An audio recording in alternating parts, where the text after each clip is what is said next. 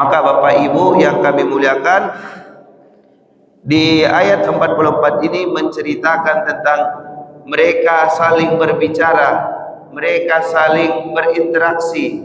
Maka jelas Bapak Ibu, di akhirat nanti, di surga dan neraka nanti, Allah pertontonkan di mana penghuni neraka, mana penghuni surga. Maka Bapak Ibu yang kami muliakan, kalaupun ada hari ini yang tidak kita senangi, yang zalimnya luar biasa, cukuplah kita meyakini di akhirat nanti Allah akan mengadilinya. Jangan sampai kita menzalimi dia karena kita merasa dia zalim. سبح اسم ربك الأعلى الذي خلق فسوى. Alhamdulillahilladzi bi ni'matil iman wal islam wa nusalli wa nusallimu ala khairil anam Muhammad sallallahu alaihi wasallam. Subhanaka la ilma lana illa ma 'allamtana innaka antal alimul hakim. Bapak Ibu jamaah yang kami muliakan, dan anak-anak kami yang pada hari ini alhamdulillah masih juga diberikan keistiqomahan yang insyaallah akan membentuk karakter anak-anak kita dari mereka kecil sampai besarnya nanti, bahkan mereka nanti menjadi orang tua kembali seperti Bapak Ibu yang ada di masjid ini. Alhamdulillah Bapak Ibu, pada kesempatan kali ini kita akan bercerita kembali tentang Al-Quran, karena Al-Quran ini berisikan tentang kisah-kisah atau cerita-cerita orang-orang terdahulu, orang-orang yang ada di dalam Al-Quran ini disebutkan menjadi ibrah bagi kita. Apa ibrah itu Bapak Ibu? Menjadi sebuah peringatan dan juga bisa kabar gembira. Ibrah itu adalah perumpamaan yang Allah berikan. Dan ada ibrah itu Bapak Ibu yang Allah berikan belum terjadi tapi seolah-olah sudah terjadi. Dan pengibrahan itu atau perumpamaan itu sering kita lakukan kepada anak-anak kita. Seperti apa contohnya? Semisal kita bernasihat kepada anak kita, "Nak, silakanlah rajin belajar, elok-elok beraja, karena besok kalau kamu pintar, kamu akan mudah dapat pekerjaan." Itu sudah kita mengibrahkan. Apakah sudah terjadi hal itu? Belum. Maka kita ibrahkan dari sekarang. Silahkan bagus-bagus belajar. Nah, apapun pelajarannya, pelajari dengan bagus. Karena nanti kalau kamu tidak ada kepandaian, umurmu sudah dewasa, maka susah untuk mencari kerja. Itu ibrah dari manusia. Maka di dalam Al-Quran surah Al-A'raf ayat 44 sampai nantinya ayat 51, Allah juga mengibrahkan, yaitu penduduk surga dan penduduk neraka yang mereka saling melihat satu sama lain, yang diantaranya nanti Allah gambarkan ada hijab, ada pembatas di antara keduanya, penduduk surga dan juga penduduk neraka. A'udzu billahi minasy syaithanir rajim. Bismillahirrahmanirrahim. Di surah Al-A'raf ayat 44 Allah gambarkan, wa nada ashabul jannati ashabun nar. Pertama Allah gambarkan ketika penduduk surga. Jadi Allah gambarkan padahal hari ini Bapak Ibu, sekarang ini belum ada penduduk surga. Yang ada adalah orang yang meninggal yang Allah tempatkan di Illiyin, yaitu orang-orang beriman ditempatkan di satu tempat namanya Illiyin. Illiyin ini adalah tempat penuh kenyamanan, penuh ketenangan. Jadi orang-orang beriman setelah meninggal arwahnya itu ditempatkan di Illiyin, mereka tenang di sana, penuh kenyamanan menunggu datangnya hari kiamat. Kemudian orang kafir atau orang penduduk neraka nantinya mereka belum dimasukkan ke neraka, tapi mereka masih berada di dalam sijjin, tempat yang penuh dengan kegelisahan, penuh dengan ketakutan. Di tempat itu mereka sudah cemas-cemas karena setelah kiamat nanti proses penghakiman mereka akan dimulai. Tapi mereka sudah cemas di situ Bapak Ibu, karena tempatnya tidak nyaman, tidak menimbulkan ketenangan bagi mereka. Tapi Allah gambarkan, wa nada ashabul jannah ashabun nar, ketika penduduk surga, ketika golongan penghuni surga itu menyeru kepada penghuni neraka. Banyak sekali Bapak Ibu sebenarnya yang ingin kami bahas dari ayat ini. Juga kita melihat Allah memakai wanada ashabal jannah, penduduk atau penghuni surga. Allah memakai ashab, bukan kaum, bukan ahli. Bisa saja Allah memakai kalimat wanada ahlul jannah, wanada ahlul jannah, atau wanada qaumal jannah, tapi Allah memakai ashab karena Allah ingin membedakan bahwa golongan penghuni surga itu dilihat dari kebiasaannya. Karena orang yang berashab, orang yang bersahabat itu adalah orang yang dekat-dekat kebiasaannya. Kebiasaan-kebiasaan penghuni surga itu agak bersamaan. Mereka suka beribadah, suka beramal soleh, suka mereka menolong orang. Maka penghuni surga itu kebiasaannya itu agak mirip-mirip, tidak jauh bedanya. Begitu juga dengan penghuni neraka. Mereka kebiasaannya itu juga sama, maka itulah ashab, itulah sahabat. Maka ingin mengenal seseorang, lihatlah siapa sahabatnya, siapa teman dekatnya. Tidak perlu kita susah-susah menilai orang. Kalau sahabatnya atau temannya orang-orang soleh, maka dikuatkan, maka kita yakinkan itu juga dia adalah orang soleh. Begitu juga sebaliknya. Bapak Ibu jamaah yang kami muliakan, apa seruan dari penghuni surga tadi? Aw qad wajadna ma wa'adana rabbuna haqqan, bahwa kami sudah melihat janji Tuhan kepada kami. Apa yang Allah janjikan semasa kita di dunia, semasa kami di dunia, kata penduduk surga tadi, kami sudah melihat haqqan, bahwa itu benar. Maka penduduk surga tadi menjelaskan kepada penduduk neraka tadi, yang Allah janjikan kepada kami kenikmatan sewaktu di dunia sudah kami lihat, sudah kami rasakan hari ini. Kemudian ditanyakan lagi oleh penduduk surga atau penghuni surga tadi, fahal wajadtum ma wa'ada rabbukum haqqan, dan apakah kalian sudah melihat apa yang Allah janjikan kepada kalian, yaitu kepada penghuni neraka tadi. Maka penghuni neraka itu menjawab mereka serentak, qalu na'am. Mereka menjawab benar, ya kami sudah melihat. Apa itu? Kepedihan yang akan mereka rasakan, azab yang akan mereka rasakan, itu mereka sudah lihat. Maka Bapak Ibu yang kami muliakan, di ayat 44 ini menceritakan tentang mereka saling berbicara, mereka saling berinteraksi. Maka jelas Bapak Ibu, di akhirat nanti, di surga dan neraka nanti, Allah pertontonkan di mana penghuni neraka, mana penghuni surga. Maka Bapak Ibu yang kami muliakan, kalaupun ada hari ini yang tidak kita senangi, yang zalimnya luar biasa, cukuplah kita meyakini di akhirat nanti Allah akan mengadilinya. Jangan sampai kita menzalimi dia karena kita merasa dia zalim. Karena di akhirat nanti jelas sama kita Bapak Ibu, jelas.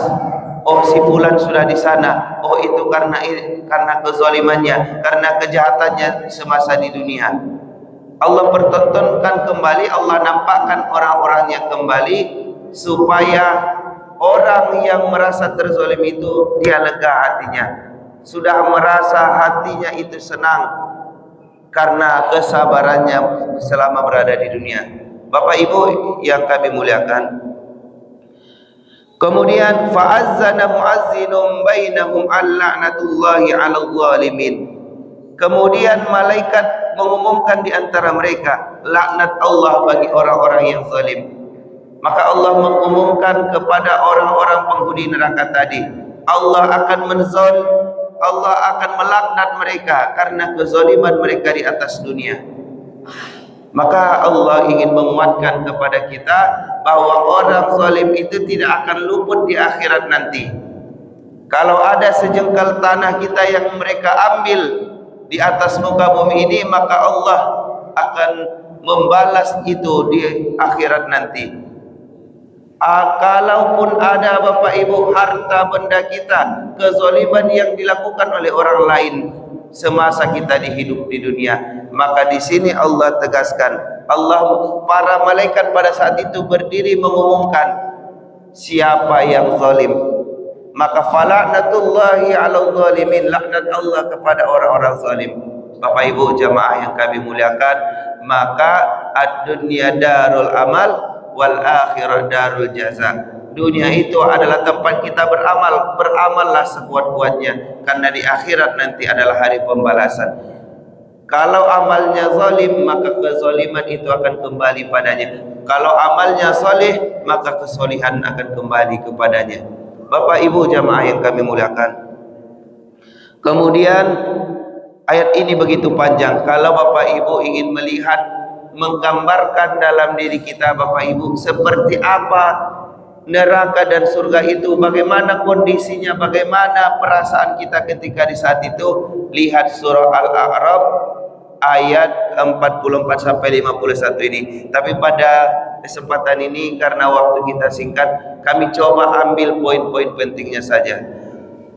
Kemudian Bapak Ibu di ayat 46, wa bainahuma hijab, seperti kami sampaikan, di antara keduanya ada hijab, ada pemisah. Wa 'alal a'rafi rijalu ya'rifuna kullam bisimahum, bahwa di antara keduanya ada tabir, dan di atas Al-A'raf yaitu tempat yang tertinggi tadi ada orang-orang yang saling mengenal. Ada orang yang saling mengenal. Wa nadau ashabal jannah an salamun alaikum. Jadi nanti Bapak Ibu ada namanya Al-A'raf, yaitu tempat-tempat orang-orang yang akan menghuni surga itu, maka mereka saling mengenal. Ini Bapak Ibu, kita saling mengenal di sini, dan belum tentu kita saling mengenal di akhirat. Tetapi orang-orang yang Allah selamatkan akan masuk ke surga, mereka saling mengenal kembali. Ini bapak ini si fulan, ini si fulan. Dan apa yang mereka katakan di dalam surga itu, salamun alaikum, keselamatan atas kamu. Artinya keselamatan itu sudah mereka dapatkan di surga, dan penuh kesenangan, penuh keceriaan. Allah gambarkan di surah Al-Imran, yauma tabayyaddu wujuhahum fa fi rahmatillah, pada hari itu wajah mereka putih bercahaya, maka mereka lah orang-orang yang mendapatkan rahmat Allah. Jadi di surga itu tidak ada wajah yang muram Bapak Ibu.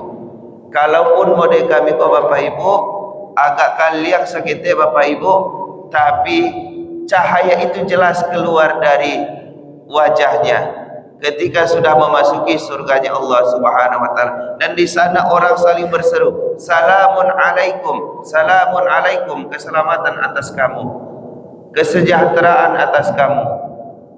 Maka begitulah kesenangan yang ada di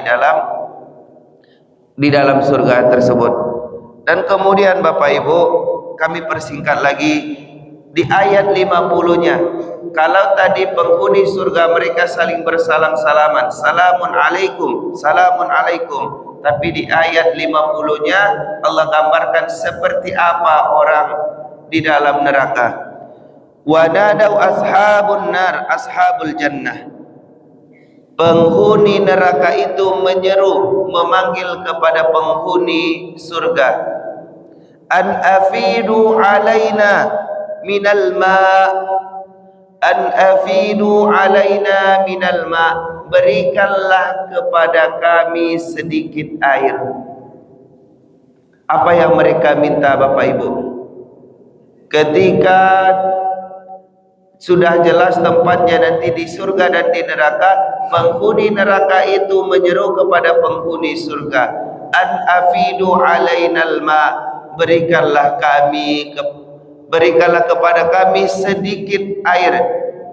Tidak usah banyak-banyak, kami tidak minta untung, kami tidak minta pelayanan, kami tidak minta yang lain-lain. An afidu alainal ma, berikanlah kami sedikit air. Kenapa mereka meminta air? Karena bagi mereka sedikit air itu pun sangat berharga, karena pedihnya, panasnya keadaan di dalam surga tersebut. Sedikit air pun mereka minta Bapak Ibu. Maka itulah Allah gambarkan. Dan kemudian au mimma razaqakumullah, dan ataupun apa saja yang Allah rezekikan kepada kalian. Artinya Bapak Ibu, ketika penghuni surga sudah menikmati balasan yang mereka dapatkan ketika di akhirat nanti, yang mereka usahakan di dunia, tetapi dalam satu sisi penghuni neraka itu mereka habis-habisan meminta-minta. Maka Bapak Ibu yang kami muliakan, ketika nanti di akhirat jelas siapa sebenarnya pengemis itu. Orang yang sombong, takabur, tidak mau menyembah Allah di dunia, maka Allah gambarkan di surah Al-A'raf ini, mereka akan jadi pengemis, meminta-minta, walaupun kekayaan mereka itu luar biasa. Kalaupun di atas muka bumi ini mereka adalah orang-orang yang disembah, orang-orang yang sering membantu orang lain, tapi karena mereka tidak mau menyembah Allah dengan kesombongannya, mereka hakikatnya di akhirat nanti adalah orang-orang yang akan meminta-minta. Wa mimma razaqakumullah, berikanlah kepada kami sedikit air ataupun apa saja yang direzekikan Allah kepada kalian, yang Allah berikan kepada kalian. Maka Bapak Ibu yang kami muliakan, para penghuni surga ini menjawab, qalu innallaha harramahuma 'alal kafirin. Mereka menjawab, penghuni surga itu menjawab, innallaha harramahuma, sesungguhnya Allah mengharamkan keduanya. Apa itu Bapak Ibu? Yang pertama, Allah mengharamkan air, dan kemudian Allah mengharamkan segala rezeki yang Allah berikan di surga. Apa saja kenikmatan di surga itu Allah haramkan untuk penghuni neraka. Dan itu terbalik Bapak Ibu, karena mereka sudah menikmatinya di dunia. Di dunia air itu gratis, tapi mereka tidak mensyukurinya. Segala nikmat yang Allah berikan itu gratis kepada mereka, tapi tidak mereka pergunakan dengan sebaik-baiknya, tidak mereka gunakan di jalan Allah. Maka pada hari itu, pada masa itu, Allah haramkan kepada mereka semuanya. Setetes air pun Allah haramkan kepada mereka. Maka itulah jawaban dari penghuni surga kepada penghuni neraka yang meminta-minta dikasihani pada hari itu. Maka Bapak Ibu jamaah yang kami muliakan, kalau kita hari ini kehidupan kita susah dan kita meminta tolong kepada orang lain, itu bukanlah kehinaan, tapi kehinaan yang hakikatnya nantinya adalah ketika kita meminta-minta lagi di akhirat, meminta pertolongan orang lain, meminta diberikan sedikit rezeki dari Allah, maka itulah sebenarnya kehinaan, itulah sebenarnya penyesalan yang sangat luar biasa. Kalau di hari ini kita masih meminta pertolongan orang lain, itu bukanlah sebuah kehinaan. Tapi itu adalah sebuah ujian yang harus kita hadapi, yang harus kita perbaiki setelah itu. Tapi setelah di akhirat nanti kita meminta-minta kepada orang lain, kita tidak bisa lagi memperbaiki hidup kita. Kemudian Bapak Ibu, di ayat 51-nya Allah kuatkan kembali, Allah tegaskan kembali, siapa orang-orang penghuni neraka yang tadi, yang meminta-minta tadi. Alladzina ittakhadhu dinahum lahwan wa la'iban wa gharrahumul hayatud dunya, yaitu orang-orang yang menjadikan agamanya sebagai permainan dan senda gurau, dan mereka tertipu oleh kehidupan dunia. Allah jelaskan kembali, siapa yang penghuni neraka tadi adalah orang yang menjadikan agamanya sebagai candaan, orang yang menjadikan agamanya senda gurau. Candaan itu seperti apa Bapak Ibu? Ketika masuk waktu sholat, bukannya melaksanakan sholat malah diperolok-olok. Orang yang menutup-nutup jalan orang untuk berbuat kebaikan, orang yang menghalang-halangi orang untuk beramal soleh, maka itulah Allah gambarkan yang akan menghuni neraka yang penuh dengan kepedihan tadi. Maka Bapak Ibu yang kami muliakan, sebagaimana kita memberikan ibrah kepada anak kita, seyakin-yakin itulah kita memberikan ibrah kepada anak-anak kita, bahwa kalau mereka malas hari ini, mereka tidak akan sukses di kemudian hari. Maka lebih yakinlah kita kepada ayat Al-Quran ini. Kalau kita tidak beramal soleh, tidak melakukan yang terbaik di kehidupan ini, maka inilah gambaran yang Allah tunjukkan kepada kita. Ada namanya ashabun jannah, penghuni surga yang penuh dengan kenikmatan, ya mereka itu saling bersalam-salaman di dalam surga. Ada ashabun nar, orang penghuni neraka yang Allah gambarkan dalam ayat ini. Mereka seperti pengemis yang meminta-minta kasihan dari penghuni surga, yang meminta sedikit rezeki dari Allah, padahal betapa banyak rezeki yang Allah berikan semasa mereka di dunia. Maka Bapak Ibu, marilah kita berpikir, marilah kita kembali menata kehidupan kita. Apa sebenarnya tujuan hidup kita ini? Apakah surga, apakah neraka? Fa'tabiru ya ulil absar la'allakum turhamun. Assalamualaikum warahmatullahi wabarakatuh.